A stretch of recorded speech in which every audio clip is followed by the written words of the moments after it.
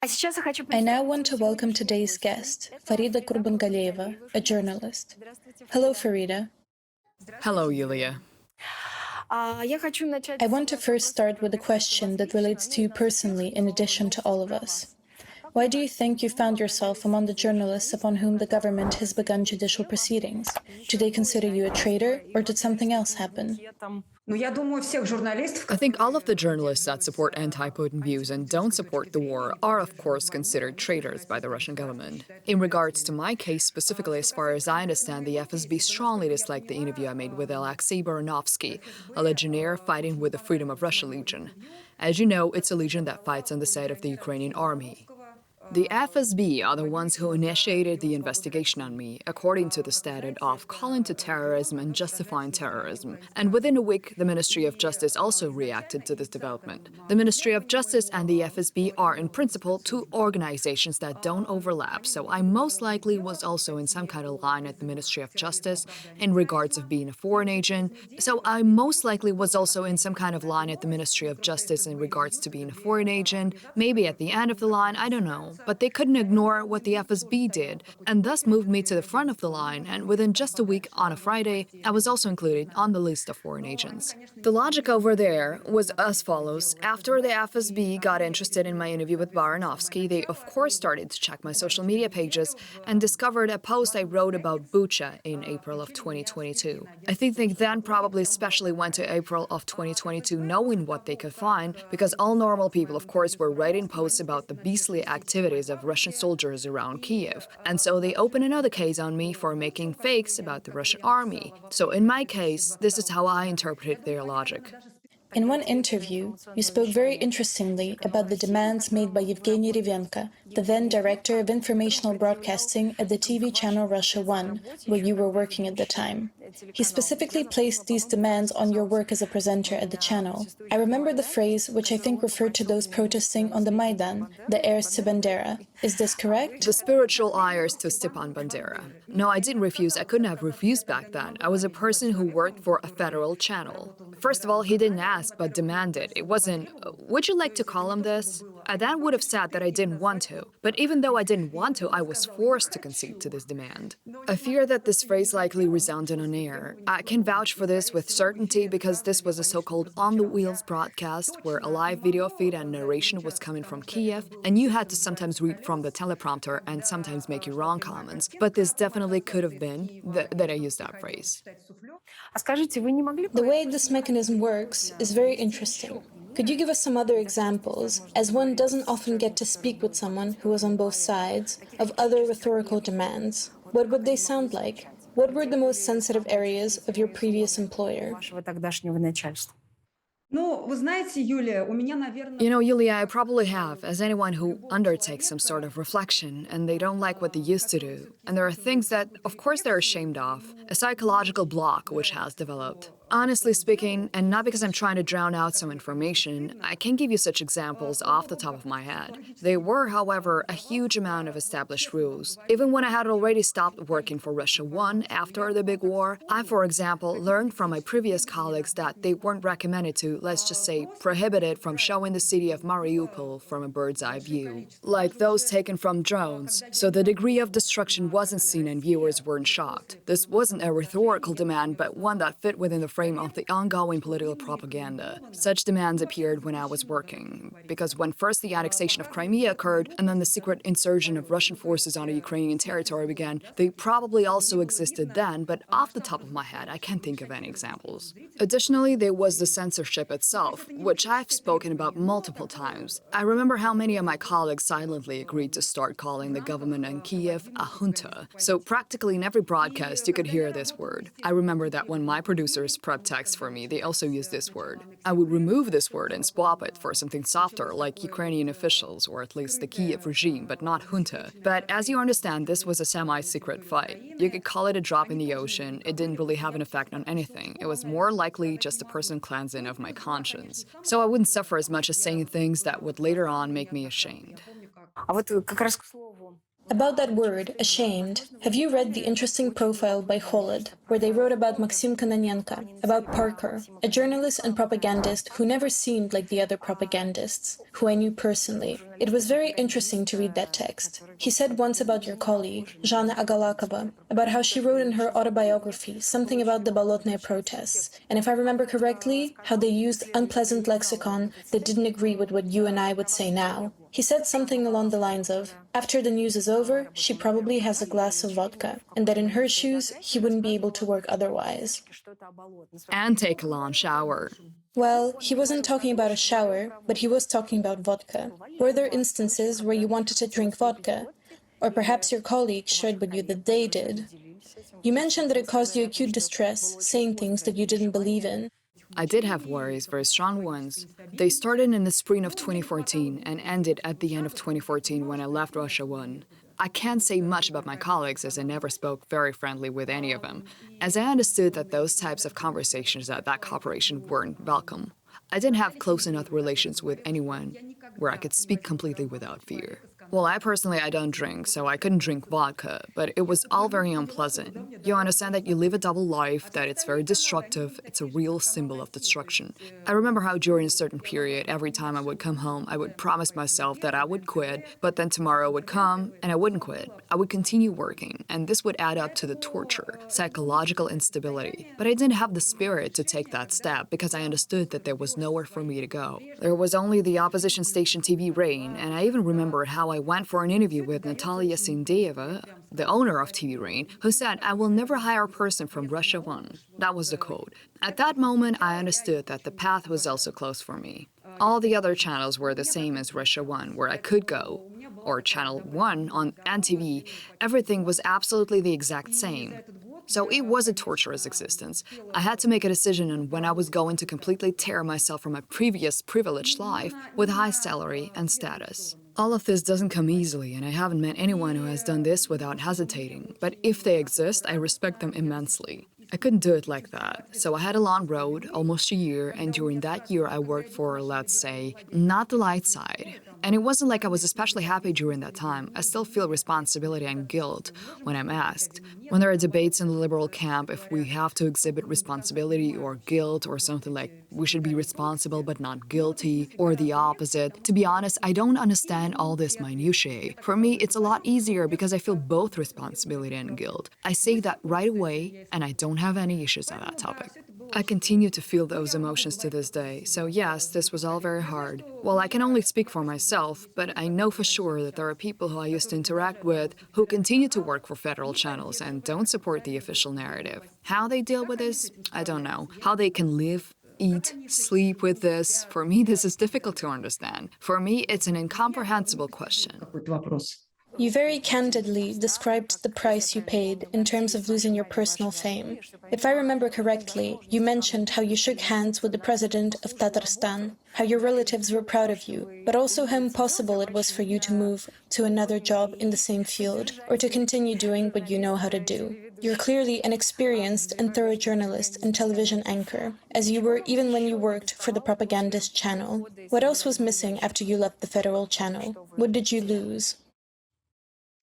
Well, of course, I strongly lost in the material realm. I was deprived of my high earnings, but at the same time, a weight was lifted off my shoulders because I understood that, not even suspecting what awaited me in the future, I still understood that I did the right thing, even though it's very difficult for me right now, and that in the end, I'll win. That's how it turned out. I did have a period where I thought I would leave journalism altogether. There was a period where I didn't have work, and it was very scary. I had thoughts like, what will I eat tomorrow? What will I feed my kids? It got to that point. But as pompous as it sounds, when you choose the right path, you can't not luck out.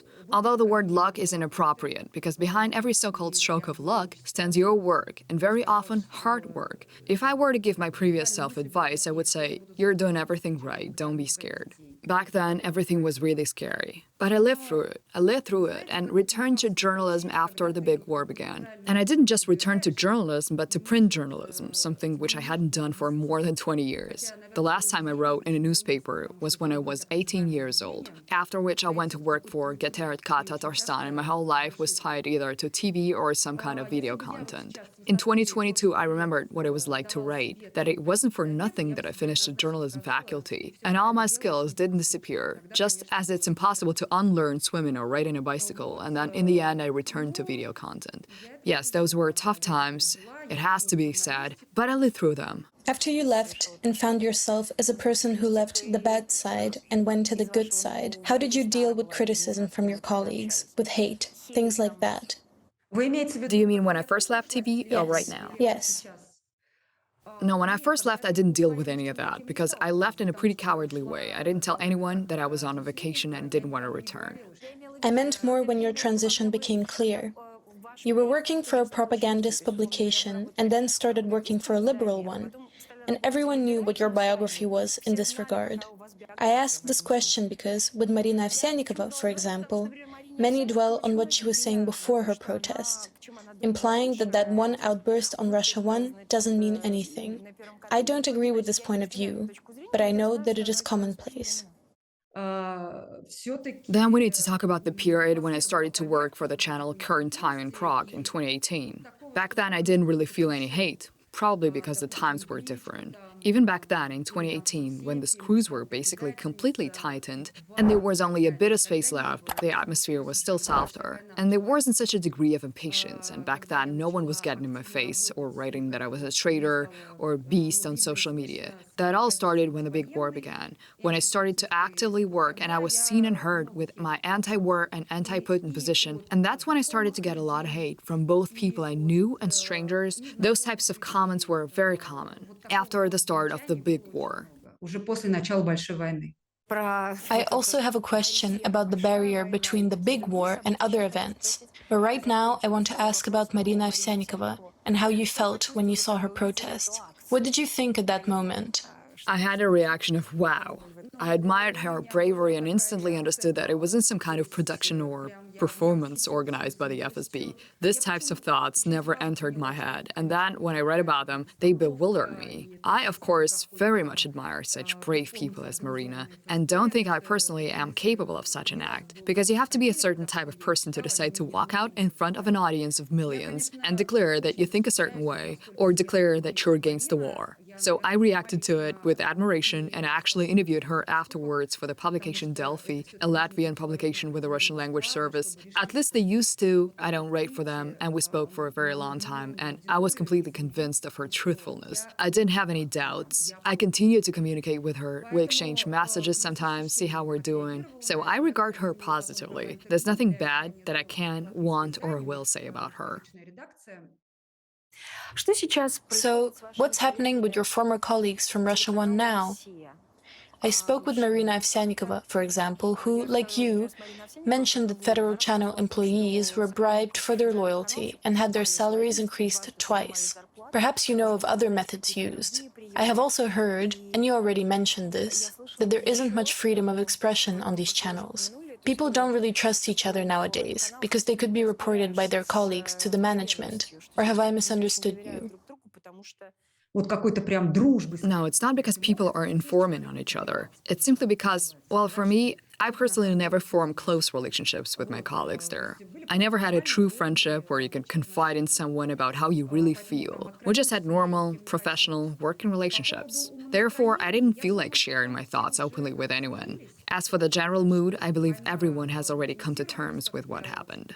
The war has become routine, as it has for many Russians. Everyone who wanted to leave because they found the war unbearable has already done so, long ago, in 2022. If someone is still working there, it means that they're generally content with the situation.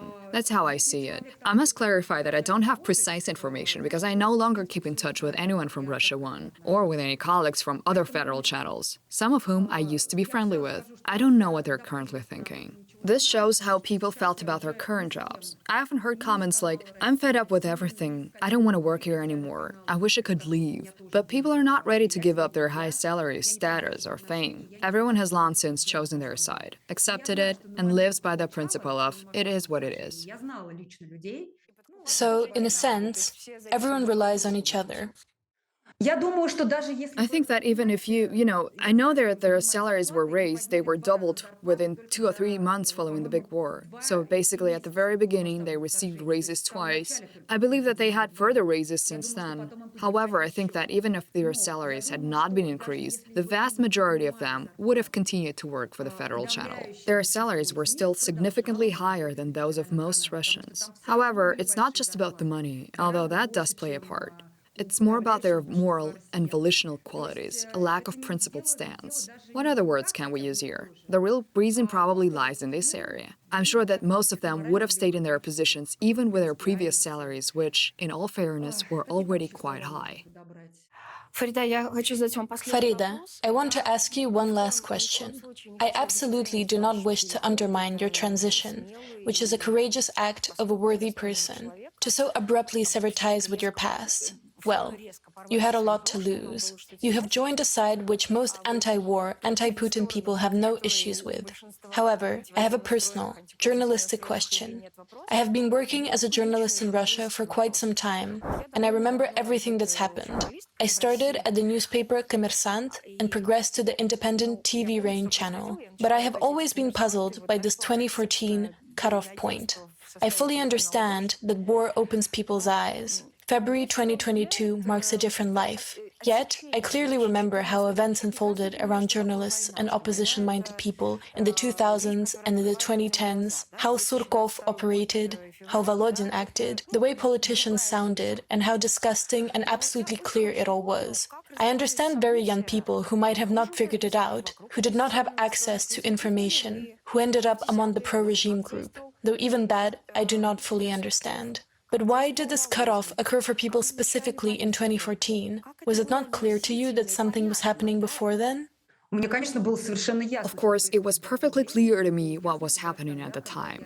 I realized this even when I worked for 9 years at Vesti in my hometown of Kazan. I was a field reporter and dealt almost daily with officials embedded in Putin's vertical of power, witnessing their actions, decisions, corruption, and dishonesty. I also had to contend with the management of my TV company, who would occasionally call me in and say, "Why did you make that report?" For example, someone like Mohamed Zinurovich would call, berate me, and request that I no longer be sent out. I understood all of this clearly, partly because I grew up in a family that always held democratic and liberal views. My parents were typical intelligentsia who subscribed to the magazine Ogonyok in the late 80s and early 90s. Through it, I learned as a child about Stalin's repressions, the gulags, the white emigration, and other such topics. It was also where I first encountered Viktor Shenderovich and his satirical essays. But you see, life unfolded in such a way that in 2007, I was offered a position as a presenter on a federal channel. I couldn't refuse. You might call it selling out. It was a huge temptation, a significant leap, a major career advancement. I don't know if anyone in my place could have turned it down.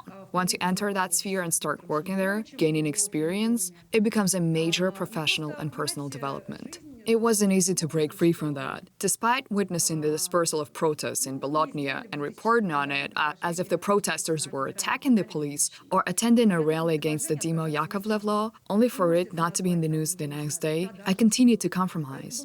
The turning point of me, the point of no return, was the suppression of the Maidan protests, the annexation of Crimea, and the slow-burning war in eastern Ukraine in 2014.